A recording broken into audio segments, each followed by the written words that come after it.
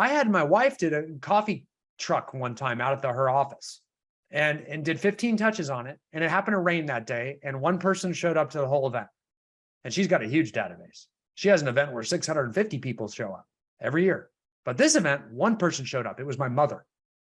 No one else showed up. And she was so happy. She had to buy 1 cup of coffee, apologize to the coffee cart guy, and moved on. She made 15 touches. And I could care less who shows up at your event.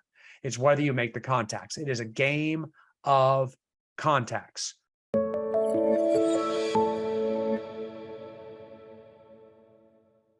Okay, so realtor events. So let's start off with this. Again, tons of misnomers and misconceptions about realtor events and realtor event marketing. So I want to make sure that as we dive into this, we get it. Realtor, I could care less about the realtor event. I just don't care. And that's the thing. We're humans, so we love parties and we like social atmospheres. So everybody loves the idea of a realtor event, and then all of a sudden they turn into event planners. I don't care about your event. I hope no one shows up. I could care less. I'm not joking when I say that, because it's not about the event. It's about the contacts around the event. And now everybody's like, oh, I hate making contacts. What events are, and the reason they've become so popular in recent years, and they were never that popular before. 20 years ago, there really wasn't such a thing as a realtor event. 10 years ago, there was barely such a thing. The whole point was this: we know we have to reach out and make contact with people as real estate agents. We know that the agents that do that the most sell the most real estate. The problem is when we do that, all of a sudden we're asking for things, and we don't like that. We don't like to be that, right? We don't like to ask for business. We don't like to pander. We don't like to market and try to sell things all the time, right? So because of that, realtor events were created for this purpose. Now, all of our contacts can be about asking people or inviting people to an event. Does that make sense? It doesn't have to be clients. So stop calling it a client event if that bothers you. We assume everyone's a client. I would assume it's people you know, but it doesn't have to be. It can be anyone. So again, it's this thought that we're going to have a way to add value and come from contribution rather than try to take from people. And that's your traditional marketing mindset of yesteryear. And this is not your father's or grandfather's marketing, where we're always trying to sell something. We're actually being content-based, where we actually give content, where we're coming from contribution and making people feel better. That's new age progressive marketing, is we're trying to give it away. And then they get into it and they get into it and they get into it, and we establish relationship. And then all of a sudden there's the social obligation to use you because they know you and they're very comfortable with you. So we lure them in by giving back, by adding value, by coming from contribution. And that's the idea. So we can actually, one of the things that we coach and train at ICC with all of our clients, most of our big clients, they'll have 4 to 6 events a year, so that they're always staying in front of all the people they know. If it's 4 a year, it's quarterly, and they market for that event 3 months leading up to it. If they have 6 a year, they're doing it bi-monthly, so it's every other month, and they're marketing 2 months up to it per year. And they're just constantly promoting their upcoming event. That event can be for charity, that event could be for the community, that event could be for them, or it could just be for the clients. There's tons of different ways we can do events, which we are going to be talking about going forward. But for now, it's about what we are doing to stay in front, and that's all giving. Charity is giving, community is giving, doing it for the people we're inviting, that's giving. All of those things are giving, and people don't get annoyed by that. And our clients, or you guys as agents, don't feel uncomfortable doing that. So it's a way to stay first of mind and gain mind share, so that we're always first of mind with our people, and we always seem very active. Because the agents that aren't very active, that don't lead generate, they're the ones that people think are part-time. They don't even know that they're in it anymore. It's the ones that are out there, they're in first of mind all the time, that the public sees, because they're courageous, they're saying something, they're being present, they're being ubiquitous. Those are the agents that get all the business, because no one wants to work with a part-timer. No one wants to work with someone who doesn't want business. People want to, have you ever worked with someone that doesn't want business? It's no fun. They just act like they're too busy for you, or they don't seem very knowledgeable. They want to know someone who's successful. They want to know someone who wants their business. So staying first of mind is what shows them that's what you want. So let me give you an example of what this looks like. Okay, this is kind of the key, but you can see this is a client event contact plan, and you can see this is a 12-week plan, right? I always don't, if you don't have two months, this is 3 months. If you don't have 2 months free, don't hold the event. Like, you need to plan, you need to have a system. This is 3 months, right? So you can be marketing for an event 3 months before it, okay? So 12 weeks out, we start the save the date emails and the save the date mailers, maybe save the date Facebook posts, maybe save the date direct messages. Week 11, we initiate the phone calls. So we start phone calls and we continue to do phone calls every week all the way through, because they take a while. Maybe you're doing 2 a day, maybe you're doing 5 a day. And all you're doing is calling to invite them. Early on in the first month, you're doing save the dates. In the second month, you're doing invitations. In the last month, you're doing invitations. You're inviting people personally. They love it. Hey, I want you to come, man. I just want to reach out and tell you about it. Okay. And those take a while. That's why we do them. That's the one thing we do all the way through. Now you've got a phone call that everyone can make because you're reaching out and generating business. The first thing we do on this plan, just to let you know, is we create a marketing image. Okay. That way we can use in all these different diversified touches. Okay. So, and we use that marketing image in the email. It's in the body of the email. We use a marketing image in the mailer, on our social media posts, in our direct message. So we just keep messaging on Facebook, Instagram, or whatever, the marketing image, and we can text it to people as well too. What do I mean by a marketing image? Well, you've all seen them. The pros use them. It's the who, what, when, where, why, and how of the event. It's everything that the recipient needs to know to be able to attend and support your event. It all needs to be on one square image, typically a JPEG, that can then be put in an email and sent to everybody, that then can easily be put on social media, that then can be put in a text. So when you're talking to them on the phone, you can quickly text them. So that it can be put in a direct message where you can message 20 people a day that you're friends with on SOI. So you can machine through this. But the first thing we do before we even start making the contacts is create the marketing image.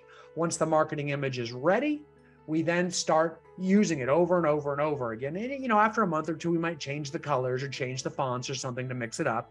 That's fine, just to kind of keep things fresh and different. Point of the matter is the who, what, when, where, why, and how always stays on that image, okay? And we use it over and over again like a machine, okay? And if you do not know how to do it, if you don't have a marketing person, or you're not one of our big clients that has a team of admin building this for you, it's very easy. You just go to canva.com. That's canva.com, and you can create your marketing images there. They have templates. You don't have to be a graphic designer. In fact, graphic designers don't even exist anymore. Why? Canva.com took all their jobs. Everybody just goes straight to Canva and makes their own with all their own templates. Okay? So it's very, very easy. canva.com. Okay. And you can build your own. You can create your own images. You can even shape them and size them differently for different social media platforms and text and things like that, different formats. And that's how that works. Okay. So we build that contact plan. I want to take you back to that contact plan so you can see it.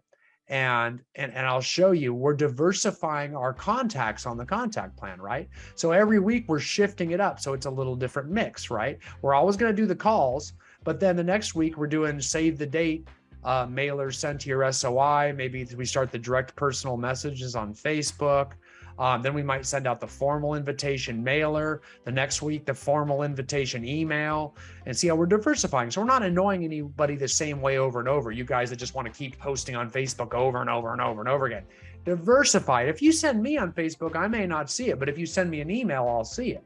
So you better not say any of these communication channels is bad. They're all good to different people. Everybody has their preferences, but you want to diversify through different channels. That's the whole idea to being ubiquitous. Everywhere they look, they see you. We're going to retarget Facebook ads. So you can actually, retarget an ad on Facebook so it appears as a post just to people in your SOI by uploading their email addresses into Facebook and retargeting back at your own database. Okay. Very, very simple to do. Very easy to do. That could be 1 week as well too. Then, we head up, week 6, we post the invitation on our Facebook business page.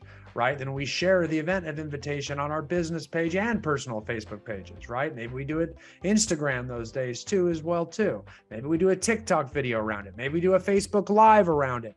We diversify, so we mix it up. Then all of a sudden, the month of, we start doing event reminder emails, okay? Reminder texts. We might even do a slide dial or slide broadcast reminder next week. Might be doing a bulk text. Hey, this week, don't forget, the client event's Tuesday. Can't wait to see you there. You can do lots of reminders that last month, especially that last week. And then on the post events, the biggest, right? Thank you email with video and all the photos of people are there. A big Facebook post with just a huge photo dump of 200 photos of everybody at the event. And then you want to tag everyone on Facebook that attended the event. That thing will live on for 2 weeks on Facebook because everyone will see it because everyone was tagged. Everyone's going to go tag themselves in all the photos. It's going to keep that thing pumping. It's going to give it all kinds of Facebook juice so it stays live in everyone's feed. It's going to get everybody connected to your pages as well too.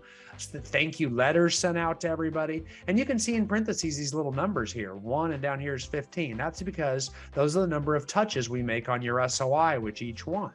And you can see by the time we're done, we've actually made 15 contacts to everyone in our SOI. 15 diversified contacts through different channels of communication to everyone in our SOI, which is absolutely phenomenal. And it is amazing to me how powerful that can be when everyone's done, because everybody's going to love you. You're going to be totally first of mind. And you notice, even if no one shows up to your event, it doesn't even matter because you've been there 15 times. If people come up to your event, that's another contact. It's another touch, 16. Make sense? I had my wife did a coffee truck one time out at her office and did 15 touches on it. And it happened to rain that day. And one person showed up to the whole event. And she's got a huge database. She has an event where 650 people show up every year. But this event, one person showed up. It was my mother. No one else showed up. And she was so happy. She had to buy 1 cup of coffee, apologize to the coffee cart guy, and moved on. She made 15 touches because everyone saw the touches for 2 or 3 months leading up to it. Make sense? Only person that knew no one was there was my mom. And even my mom just thought no one was there at that particular time because it was what we call a come and go event. That's why they're safer.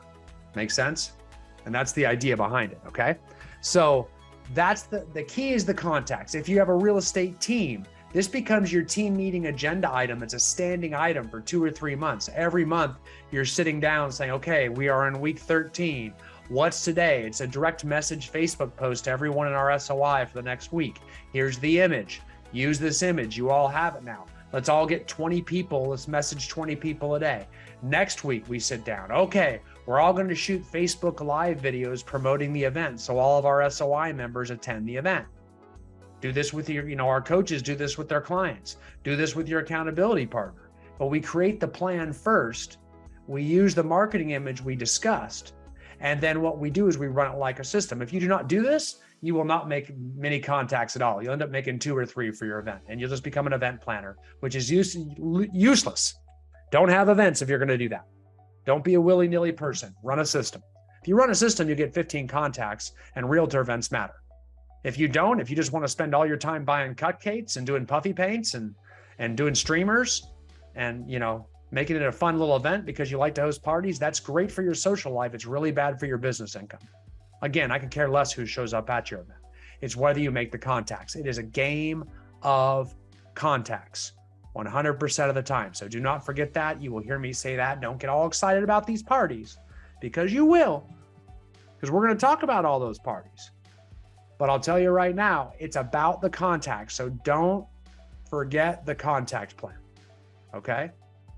Because if you have an event and you only invite people 7 different ways, don't have the event. The minimum requirement to have a successful event is 10 contacts. I show you a plan with 15. Okay? Remember, it's a game of contacts.